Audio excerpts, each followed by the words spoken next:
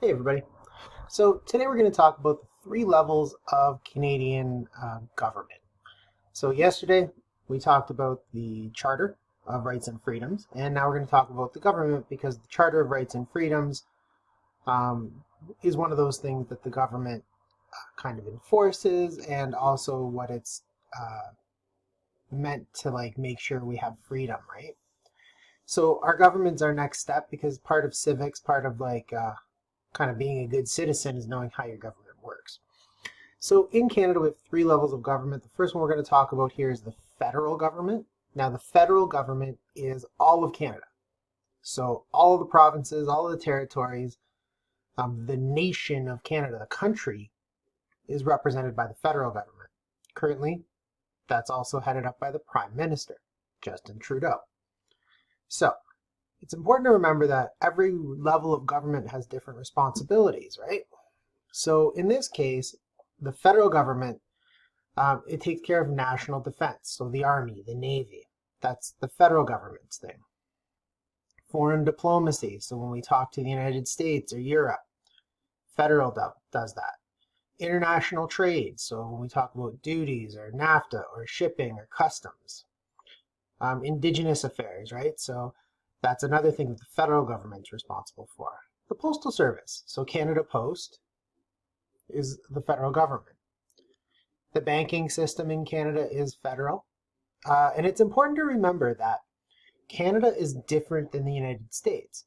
So whereas in the United States, banking can be actually like a state issue, in Canada, banking is a federal issue. Marriage and divorce is also federal. And so is criminal law. If you're breaking a criminal law, that's a Canadian offense. So that's the federal government. If we get a little smaller, we can talk about the next level, which is the provincial government. So the provincial government takes care of a lot of things that the federal government doesn't have anything to do with. So for example, education. The federal government has nothing to do really with how high schools, elementary schools are run. That's a provincial thing. So the rules we have for high schools in Ontario are different than Manitoba, Saskatchewan, etc., because each province takes care of its own education. So, and in the province right now, we have a premier, so that's the head of state for the provincial government, which is Doug Ford. And so education, any issues with education, good or bad or indifferent, that's all Doug Ford's job. So you can't really talk about Justin Trudeau having influence in the high schools, because he doesn't. The Prime Minister has nothing to do with the high schools, or elementary schools for that matter. That's a provincial thing, so the province takes care of its own. Same with healthcare in Canada. So healthcare is all taken care of by the provinces. This is why each province kind of has its own approach to deal with healthcare. That's why it's OHIP, right? Ontario Health Insurance Plan, whereas different provinces have their own.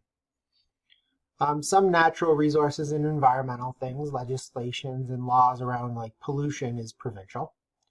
Charities, licenses like your driver's license, that's provincial. The highways are provincial. That's why it's the like the policing, right? That's provincial. And there's provincial court too. So some things are taken care of federally, some things are taken care of provincially.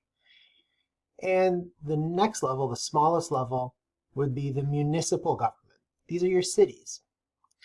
So the mayor is the head of state or the head of the municipal government, city. So obviously, depending on what city you're in, that's you have a different mayor. Walter Senzik's in St. Catharines.